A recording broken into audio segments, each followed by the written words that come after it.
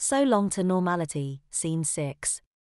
Sometime in the middle of the night I woke myself and everyone else in the house with my screams. In my sleep I had attempted to roll over onto my back to get away from the cold wet spot on my sheets, however I'd rolled over onto, as my doctor put it, my wounded pride. My back arched like a bridge with my shoulders, back, bottom, and legs suspended above the bed with only my head and the bottoms of my feet in contact with my bed sheet. My blanket, which had become heavy with pee, was hanging over my elevated body forming a sort of tent beneath me.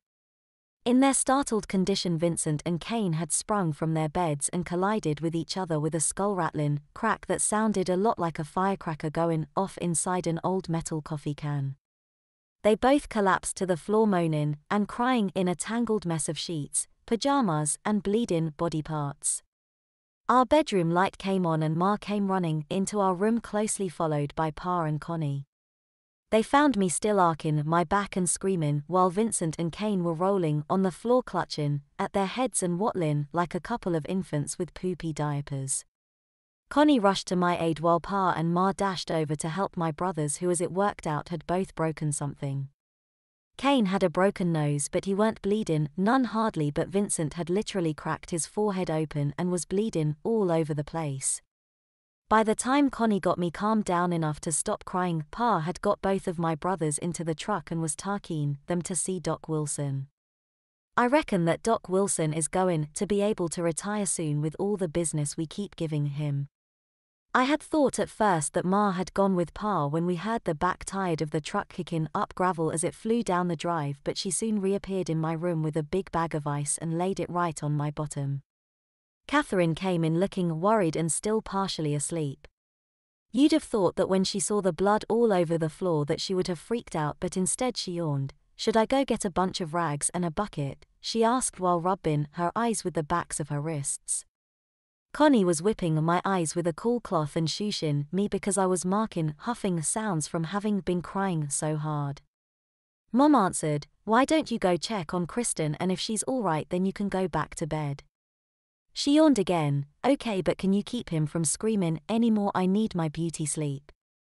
I weren't looking at her when she said that, so I don't know if she was serious or joking, but it was funny either way and made me to laugh, as did Connie and Mom. "Okay, we'll try, sweetheart. Good night, I love you," Ma said with a giggle. The task of cleaning up the bloody mess fell to Connie while Ma took me into the bathroom and proceeded to give me a bath to wash all the urine off me. When we returned to my room with me wrapped in a towel I found that my bed had been stripped and remade by Connie. I removed my towel, laid myself face down on my bed and Ma pulled warm dry blanket up over me.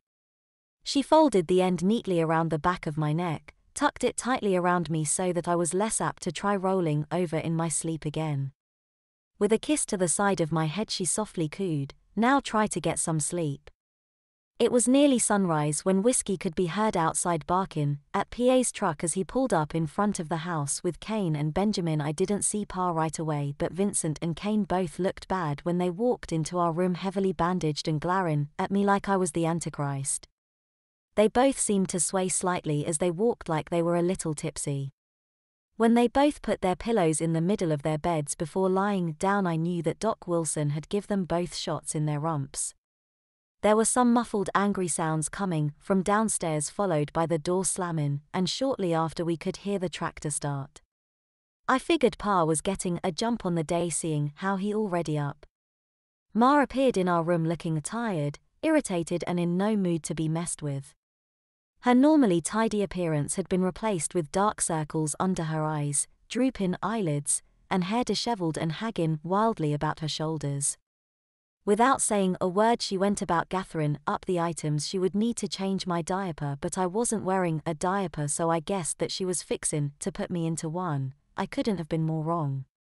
She stood next to Vincent and Kane's beds holding 2 diapers, 2 pair of plastic pants, the bottle of baby powder and diaper pins and cream.